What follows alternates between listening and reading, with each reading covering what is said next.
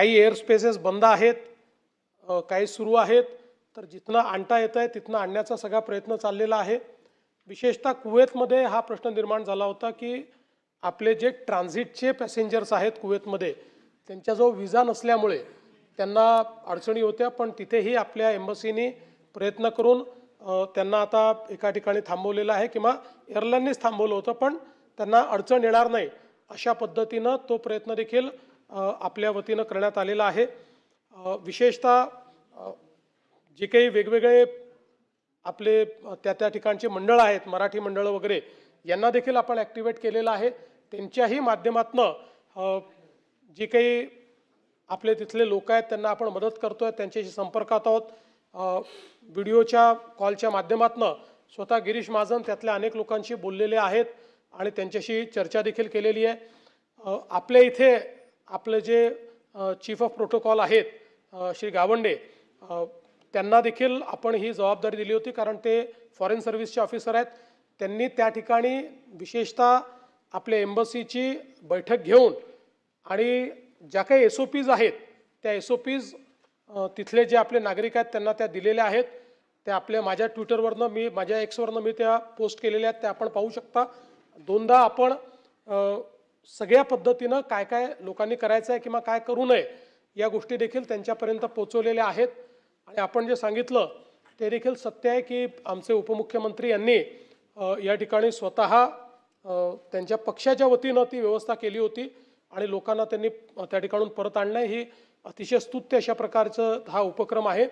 राज्य सरकारने केंद्र सरकारशी चर्चा करून ही भूमिका मांडली होती की राज्य सरकार जे काही महाराष्ट्रातले लोक तिथे आहेत त्यांना आणण्याकरता व्यवस्था करू इच्छिते, परंतु केंद्र सरकारने त्या संदर्भात हे सांगितलं आहे की सगळी राज्य अशी प्रयत्न करतील तर त्या ठिकाणी किऑस तयार होईल आणि आत्ता एअर स्पेस सुरक्षित नाही आहे, त्यामुळे स्टेट कॅरियर्स जे आहेत भारताचे तेच त्या संदर्भातली जी वाहतूक आहे ती सुरक्षिततेनं करू शकतील आणि म्हणून तशा प्रकारची व्यवस्था आम्ही करतो आहोत।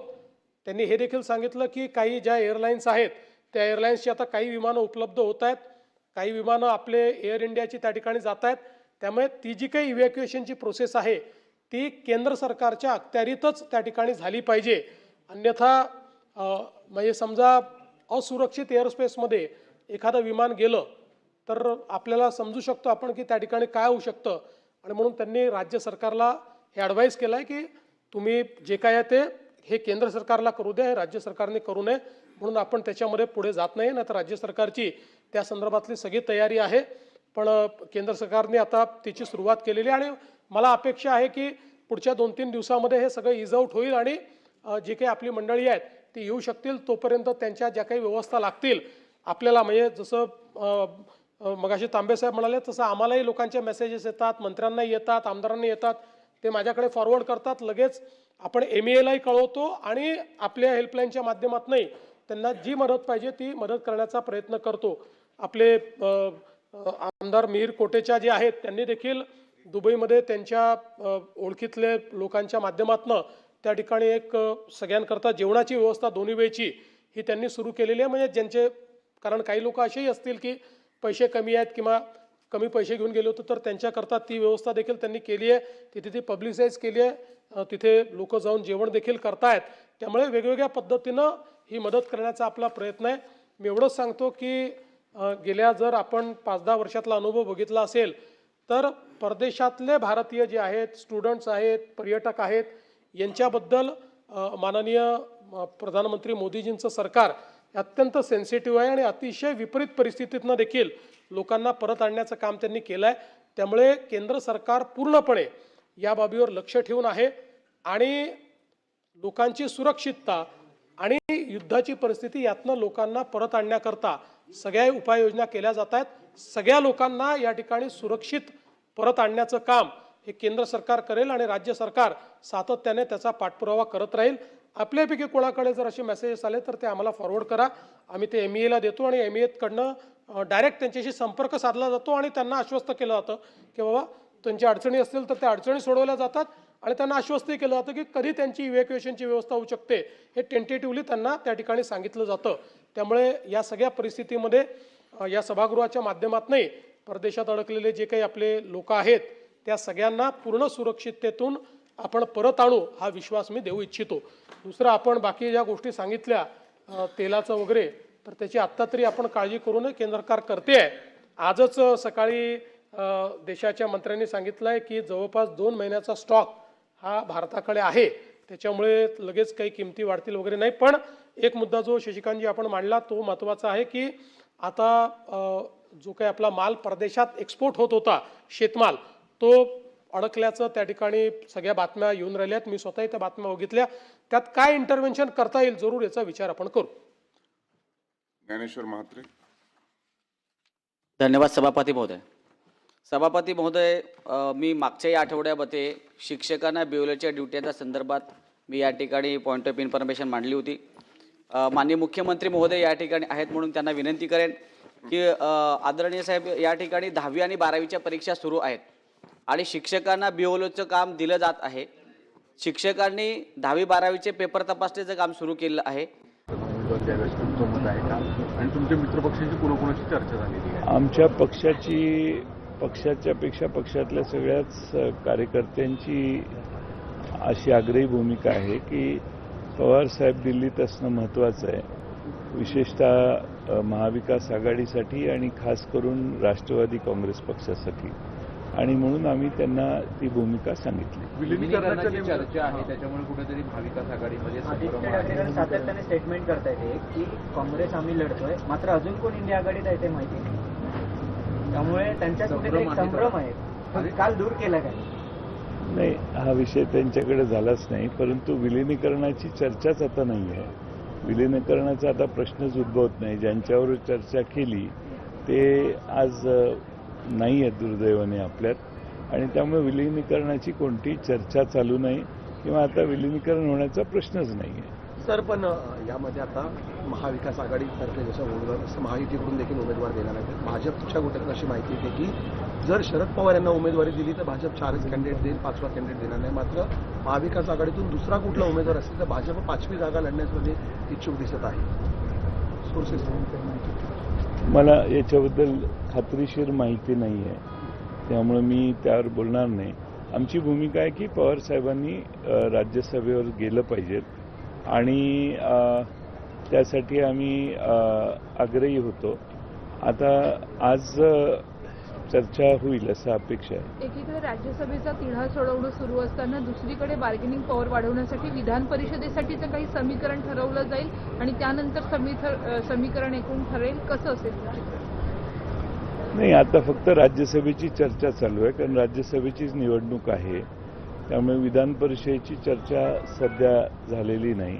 पण महाविकास आघाडी एकत्रित असेल तर विधान परिषद किंवा त्यानंतरची राज्यसभा यातही काही अडचण येईल असं मला तरी वाटत नाही. शिवसेनेचा एक गट आणि काँग्रेसचा एक गट वारंवार तेच म्हणतो की विलिनीकरणासंदर्भात भूमिका स्पष्ट करावी. तुम्ही या दोन्ही पक्षांसमोर विलिनीकरणाची आम्हाला असं कोणी सांगितलेलं नाही, पण विलिनीकरण अजितदादांच्या निधनानंतर पूर्णपणाने चर्चा थांबलेली आहे.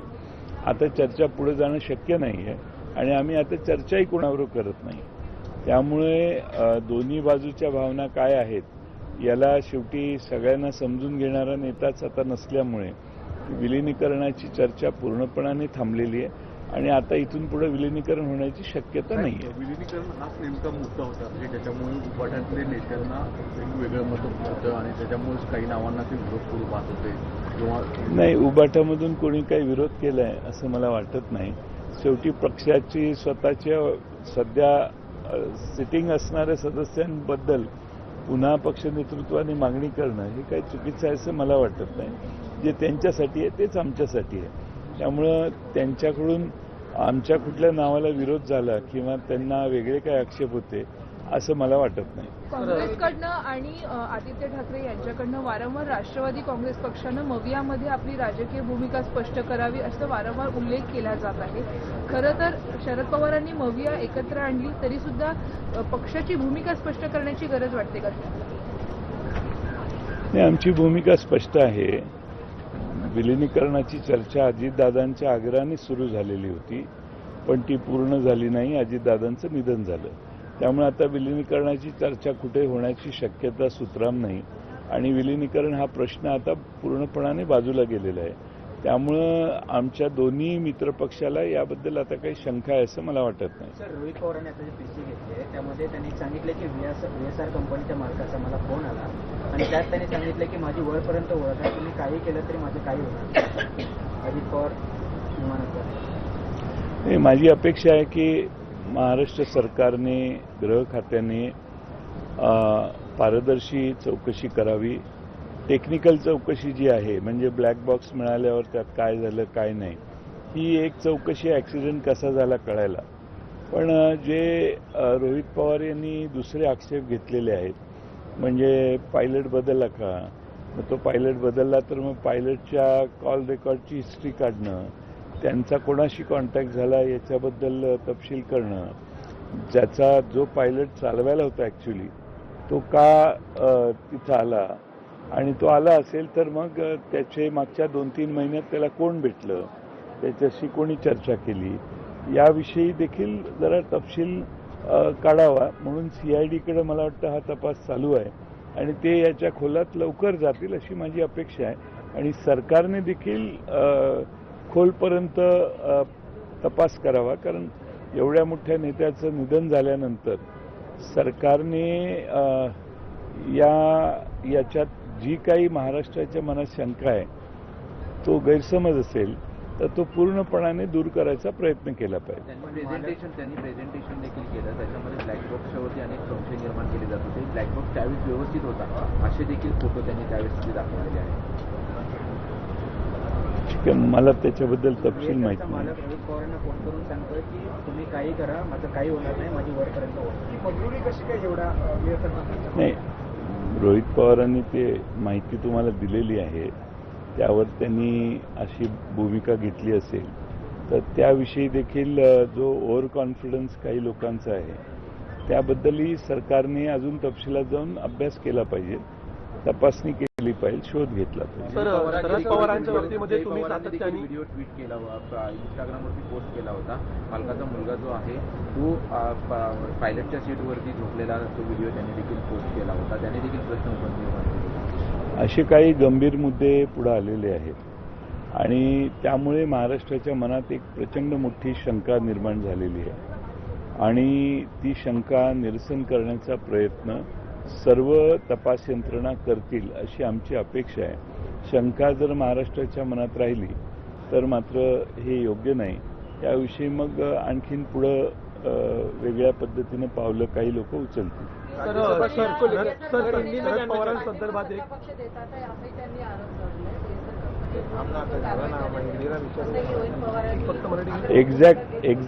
एक्झॅक्ट मुद्दे मिळाले की मला वाटतं ॲक्शन होईल. त्यामुळे त्याचं कन्फर्मेशन काही गोष्टींचं होणं आवश्यक आहे. ते कन्फर्मेशन सरकारी यंत्रणांनी केल्यानंतर रोहित पवार जे मुद्दे मांडतात त्याचंही सरकार कन्फर्मेशन जर केलं तर मग त्याप्रमाणे ते सरकारची यंत्रणा पुढची पावलं उचलेल असं मला विश्वास आहे. ते आता रोहित पवारांनी आपल्याला माहिती दिलेली आहे ना. सर, शरद पवारांबाबत जर एकमत नाही झालं तर राष्ट्रवादीची भूमिका काय असेल या संदर्भामध्ये?